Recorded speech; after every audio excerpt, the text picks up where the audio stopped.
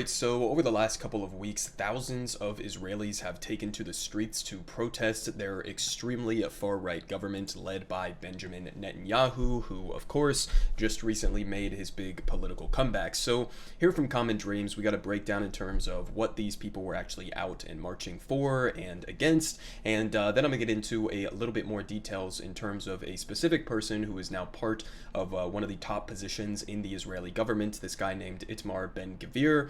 And this guy is just a perfect example in terms of where the current state of politics within Israel are, and with their ongoing apartheid and ethnic cleansing of the Palestinian people. This is, to say the least, not a good situation, and some people, as they point out in this article, are even calling this the most far-right government in Israel's entire history, okay, which is obviously saying a lot there, right? So they say here from Julia Conley, thousands in Israel march against fascism and apartheid at anti-Netanyahu protests. So what are they talking about here? They say carrying signs reading "Together against fascism and apartheid and democracy in danger." Thousands of Israelis on Saturday marched in protest of Prime Minister Benjamin Netanyahu's far-right coalition government, which less than a week after being sworn in has already threatened to strip the country's judiciary of power and announced punitive measures against Palestinian people and leaders. So this is partly about the treatment of Palestinians, the ongoing expansion of the settlements into the West Bank, which are, as a reminder, completely illegal under international law and condemned by a vast majority of the global community. But on top of that, this obviously is about specific domestic policies that Benjamin Netanyahu's coalition government is deploying to try to erode whatever minute semblance of democracy that you could pretend that Israel still has. Obviously, they are an apartheid state, so I think by definition they cannot be fairly or accurately called a democracy, but he's just taking it to an even further step in terms of eroding a lot of those institutions. So they continue here saying that according to Haaretz, and apologies about the siren going off, but they say according to Haaretz, about 20,000 people attended two different marches, one organized by the grassroots group Standing Together and calling for equality and partnership between Palestinians and Israelis, and another focusing on Netanyahu's threats to the Israeli justice system. And some of the videos that I saw from not just these specific protests, but other protests as well, even some that are involving like Israeli Jews who are somewhat pro-Palestinian and obviously have some critiques, which this applies to a substantial portion of the Israeli population. But even in cases where Israeli Jews are out protesting the conditions that Palestinians are subjected to on a daily basis, the police, the security forces within Israel are just as brutal to them. I mean, I saw, some Israeli security force members going around and just chasing people down, running people over with horses, beating the shit out of people, firing rubber bullets just wantonly at completely peaceful protesters. And so, obviously this is not something that is going to be cooling down in the foreseeable future here, but they say that the protests came days after Netanyahu's new national security minister, this guy that I mentioned before, Itsmar Ben Gvir, angered Palestinians and the Israeli opposition by entering the Al-Aqsa Mosque, which is one of the holiest sites in Islam, in the compound in East Jerusalem, which was seen as a provocation and an escalation of Israel's attacks on Palestine. And just remember, if you've been following my channel for a while now, then you would know that there's been a deep and long-standing connection between Israeli security forces either raiding or, high-level anti-Palestinian politicians going into Al-Aqsa Mosque, and in many cases like tear gassing and brutalizing Muslim worshippers or Palestinian worshippers in that mosque. But that has also been tied to like escalatory spirals surrounding this issue, where you have some retaliation from Palestinian liberation fighters, and then you have an escalation by Israeli security forces, and even sometimes they'll escalate it towards like bombing the Gaza Strip and doing a lot more raids in the West Bank settlements. So I mean, the idea that you could just go and take a trip, especially as somebody like Itsmar Ben Gvir, with some of the previous things that he has said and some of the policies that he pushes for, I mean, it's certainly a provocation, and it's an intentional one that he knows fully well exactly what he's doing there. But They continue saying Netanyahu's government, which has been called the most right-wing in Israel's history, which is, again, saying a lot there, also announced that it would expand settlements in the occupied West Bank, again, 100% illegal, and the Prime Minister's office indicated on Friday that punitive measures are being taken in retaliation for Palestinians' call for the International Court of Justice to render a legal opinion on Israel's policies in the West Bank and East Jerusalem, and despite the opposition of the U.S. and Israel, the United Nations General Assembly voted last week in favor of a resolution calling for an opinion. So, I mean, just again, another perspective here. They do not even want to pretend to have some sort of a facade of legality or justice or respect in this instance for Palestinians in any way, shape, or form. They are not even willing to allow for the International Court of Justice to examine their apartheid policies and their treatments of Palestinians, okay? I mean, that's how, cut off they are from any semblance of actually abiding by so-called, international norms or laws or whatever the United States frequently pretends to care about. But they continue saying that one U.S.-based observer noted that language describing Israel's violent anti-Palestinian policies as apartheid was prevalent at Saturday's demonstration, and the term has long been rejected by supporters of Israel and used by human rights advocates and experts. And I mean, again, I brought it up all on this channel before.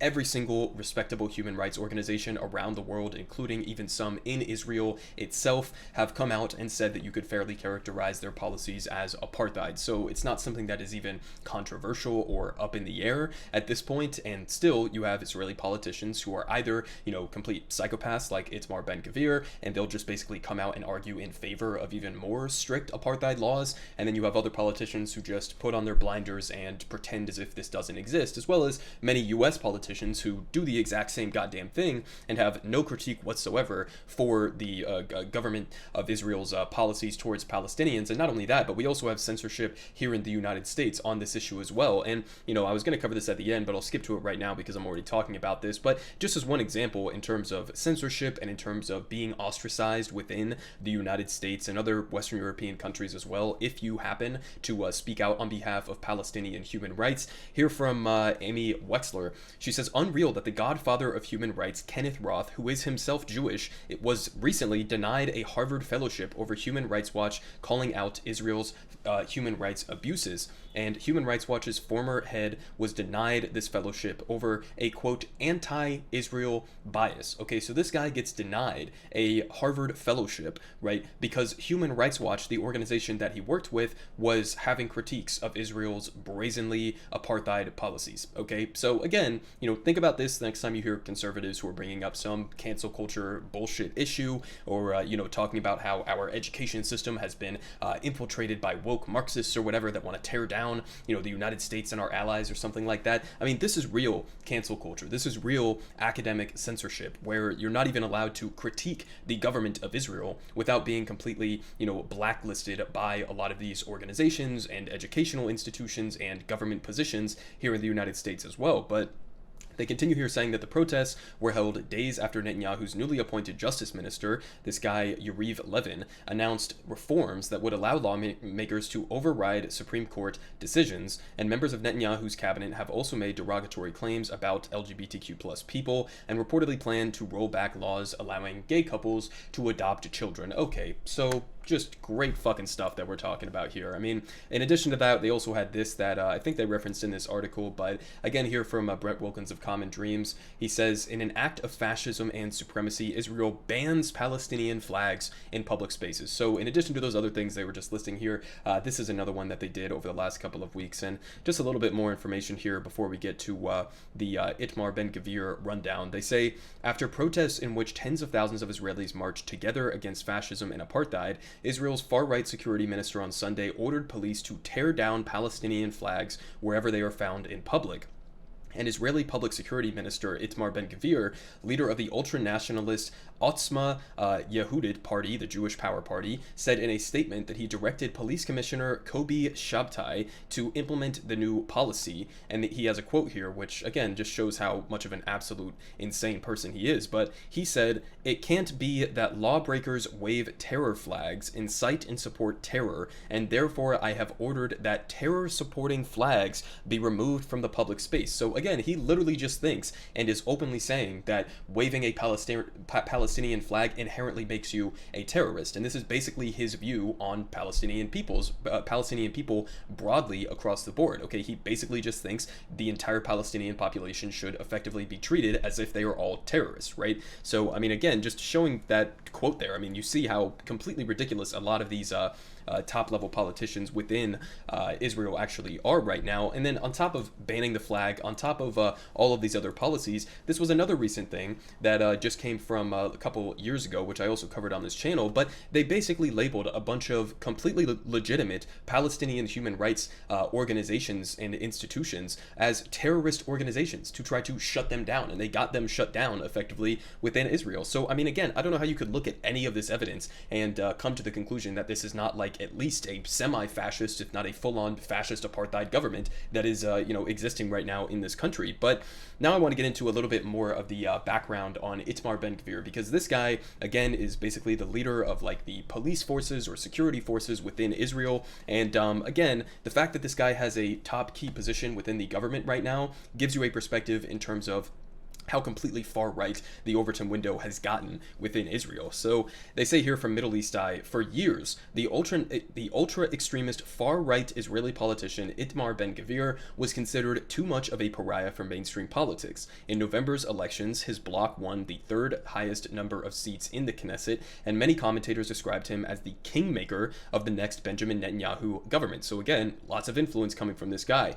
And they say Ben Gvir is known for his extreme political views, which include endorsing the late US-born Rabbi Meir Kahane and Baruch Goldstein, who shot dead 29 worshippers at the Ibrahimi Mosque in the occupied West Bank city of Hebron in 1994. And in 2007, Ben Gvir was convicted of racist incitement against Arabs for supporting Koch, a group on Israeli and US terrorist lists. Okay, so he's supporting US and Israeli-labeled terrorist organizations. Now, again, we know, that Israel will condemn Palestinians who are not at all terrorist organizations as terrorist organizations. So think in your head how difficult it would be within Israel to be a pro-Zionist, a pro-State of Israel organization and still be labeled as a terrorist organization given the standards that they have. But in addition to that, I mean, supporting this guy who did a mass shooting against Palestinians in this mosque in the West Bank in Hebron, and not only that, but I'm pretty sure this was the guy who he actually had a picture of him hanging up in his office for a while before he had to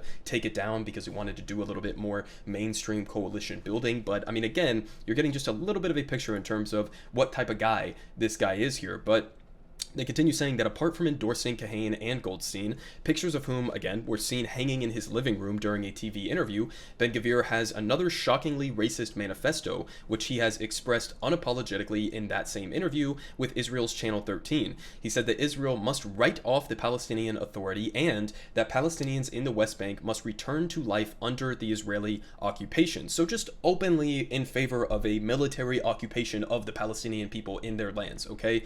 He says, without the right to have Israeli IDs, the blue IDs, or health insurance. Okay, so they say, according to Ben Gvir, they would not have the right to vote and should manage their lives in their communities without the Palestinian Authority. He insisted that he would annex all the settlements in the West Bank and some areas from Hebron to the Israeli state. So, I mean, again, continuing with the illegal settlements, continuing to try to annex Palestinian territory, openly saying that they shouldn't have the right to vote, that they should just submit to Israeli occupation, and, just a cherry on top of that, they don't get health insurance, apparently, right? But they also continue here, and this gets even more extreme because now we're talking about, like, actual mass relocation of Palestinians. So they say dividing Al-Aqsa, the transfer of Palestinians, is at the core of Ben Gvir's ideology. He stated in the interview that Israel must establish an immigration ministry to encourage Palestinians to leave their homes, and this ministry would expel any Palestinian in the West Bank or Israel who, quote, hated or did not believe in the Israelis to leave. Okay, so if you just dislike the Israeli government, okay, and that includes not just like in Israel, in current Israeli territory as they continue to expand with their illegal settlements, but even any Palestinians in the West Bank, which is Palestinian territory. Okay, I mean, it's just completely fucking insane. I mean, this would be like Canada telling Americans that you're basically going to be expelled from your country, if you don't fully support Justin Trudeau or something like that. I mean, what are you even talking about? You're talking about another territory that does not belong to you. You're talking about an entire group of people, and just saying, if you have a critique of our government or the way that we are operating right now, you don't deserve to be here, right? You don't deserve to live in your own communities. But he continues here, adding on top of this, right? Saying throwers of stones or Molotov cocktails would have to serve their time in prison and then on release would be transferred to European countries. Okay, Palestinians, some kids in some instance who pick up a rock and throw it at some armored vehicle that's, doing a raid in their territory, right? Those people would be arrested, thrown in jail, subjected to who knows what kind of inhumane treatment, and then exported and sent off to European countries. I mean, what are we really talking about here?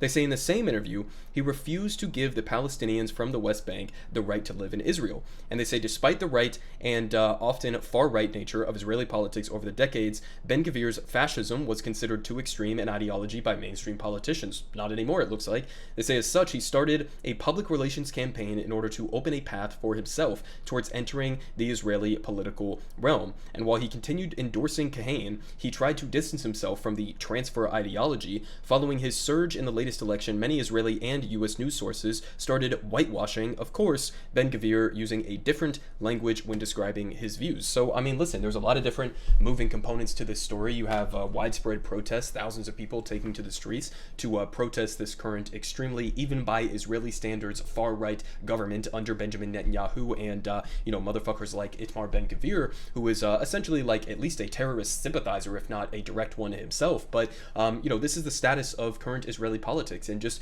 keep in mind on top of this, right, obviously I am an American and a huge portion of my audience is American, but these are the types of things that we are not only like tacitly supporting, but actively endorsing. You have Joe Biden, who again is basically following completely in the footsteps of Donald Trump's foreign policy and Israeli policy, which, just as a reminder, under the Trump administration was largely dictated by big GOP donors like Sheldon Adelson, who was instrumental in getting the U.S. embassy moved to Jerusalem, and again a massively provocative move. Biden is continuing with that. You have the entire Middle East foreign policy that was essentially at least partially dictated by Jared fucking Kushner, who then proceeded to take a couple $1 billion from the Saudi government and is just massively corrupt and has no idea what he's doing in terms of Israeli, Palestinian, or foreign policy in the Middle East whatsoever. And he was basically trying to force security agreements and alliances within the Middle East in order to completely exclude the Palestinians as well. And these are all things that Joe Biden is just doubling and tripling and quadrupling down on.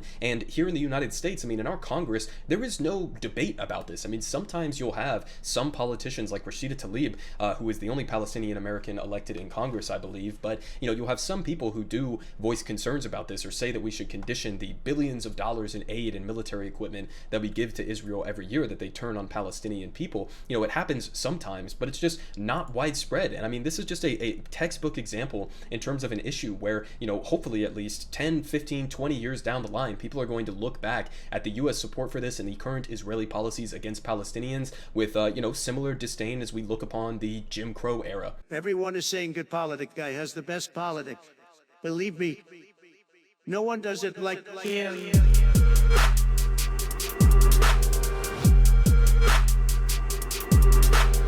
Believe me,